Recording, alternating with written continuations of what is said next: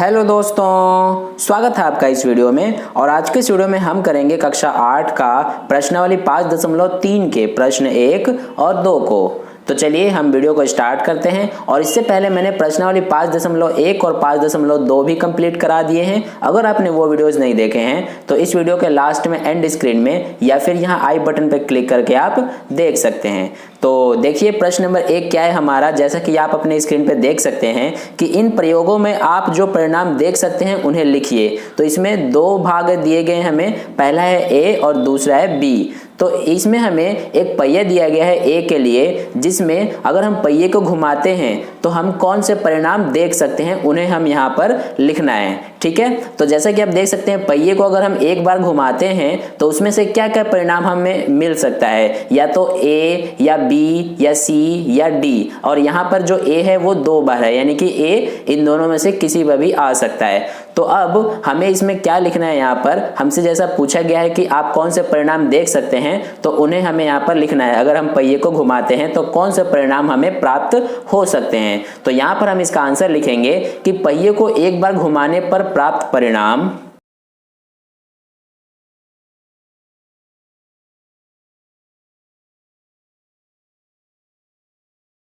तो दोस्तों हमें क्या परिणाम प्राप्त हो सकते हैं अगर हम पहिए को एक बार घुमाते हैं तो देखिए हमें या तो ए मिल सकता है या बी या सी या फिर डी। इन्हीं चारों में से हमें कुछ ना कुछ प्राप्त होगा। अब इसमें ई तो हमें मिलेगा नहीं क्योंकि इस पहिए में ई कहीं पे भी नहीं है। तो इसलिए हमें एक बार पहिए को घुमाने पर ये इन चारों में से परिणाम प्राप्त हो सकते हैं। ठीक है, तो ये हो गया हमारा ए का आंसर। अब देखिए बी में हमसे पूछा गया है कि 2 सिक्कों को एक साथ उछालना। तो दोस्तों हमारे पास जैसे 2 सिक्के हैं, अगर 2 कॉइन है तो हमें पता है कि 2 सिक्कों में या फिर एक सिक्के में जो एक तरफ हेड होता है और एक तरफ टेल होता है। तो अगर हम एक बार उछालते हैं उसको तो इन्हीं दोनों में से एक ना एक आएगा। अब उसमें कोई तीसरा तो होता नहीं है, हेड और टेल ही होते हैं। तो इसलिए अगर हम 2 सिक्कों को एक बार एक साथ उछालते हैं तो हमें क्या परिणाम प्राप्त होता है उसे हम यहाँ पर लिखेंगे। तो देखिए सबसे पहले हम लिखेंगे कि 2 सिक्कों को एक बार एक साथ उछालने पर प्राप्त परिणाम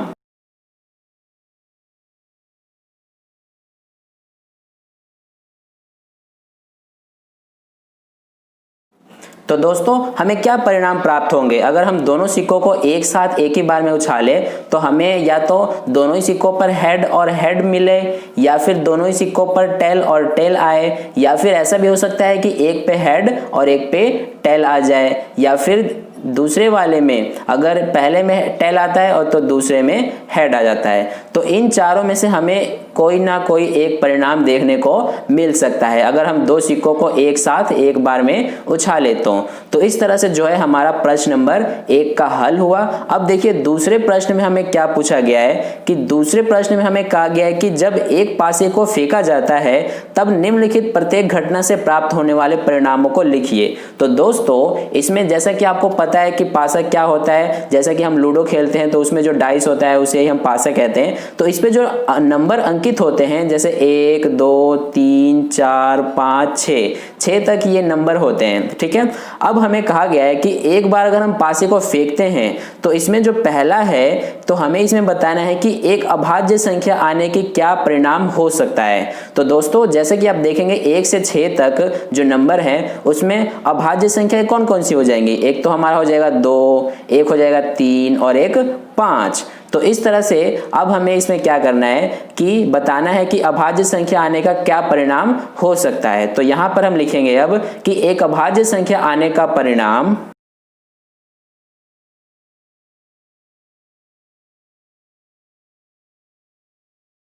तो दोस्तों अगर हम पासे को एक बार फेंके तो हमारे अभाज्य संख्या आने का परिणाम क्या हो सकते हैं, या तो 2 भी आ सकता है, या 3 भी आ सकता है, या फिर 5 आ सकते हैं। यही 3 इस 1 से 6 तक में अभाज्य संख्या है तो इसलिए इन्हीं तीनों में से आ सकते हैं। अब देखिए इसका बी पार्ट में हमसे पूछा गया है कि एक अभाज्य संख्या नहीं आने का क्या परिणाम हो सकता है। तो देखिए इस 1 से 6 तक नंबरों में जो अभाज्य संख्या है उसको हटा देंगे तो हमारे पास भाज्य संख्या ही बचेंगी। तो यहाँ पर अगर अभाज्य संख्या 3 है तो भाज्य संख्या भी 3 है। कौन कौन सी, 1 4 और 6। तो यहाँ पर अब हम लिखेंगे कि एक अभाज्य संख्या नहीं आने का परिणाम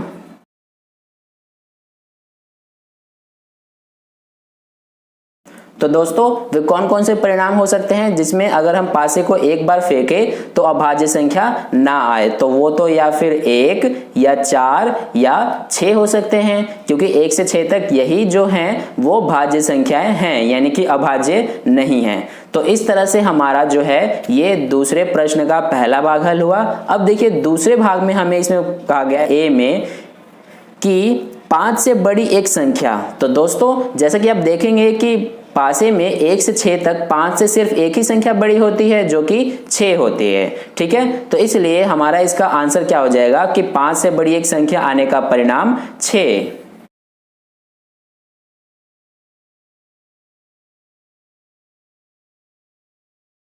ठीक है दोस्तों, तो इस तरह से जो है इसका ए हल हुआ, क्योंकि इसमें आप ध्यान से देखेंगे कि हमसे यही पूछा गया है कि 5 से बड़ी संख्या आने का परिणाम बताइए। तो 5 से बड़ी संख्या तो सिर्फ एक ही होता है जो कि 6, तो इसलिए हम यहाँ पर इसका परिणाम ये हो जाएगा 6। अब देखिए इसमें बी में हमसे पूछा गया है कि 5 से बड़ी संख्या नहीं आने का क्या परिणाम हो सकता है। तो दोस्तों जैसे कि आप देखेंगे कि डाइस में यानी कि पासे में कि 5 से बड़ी संख्या कौन कौन सी नहीं होंगी, एक तो 1 2 3 4 और खुद 5 भी हो जाएगा। तो इस तरह से 5 से बड़ी संख्या नहीं आने का परिणाम हम यहाँ पर लिखेंगे। अब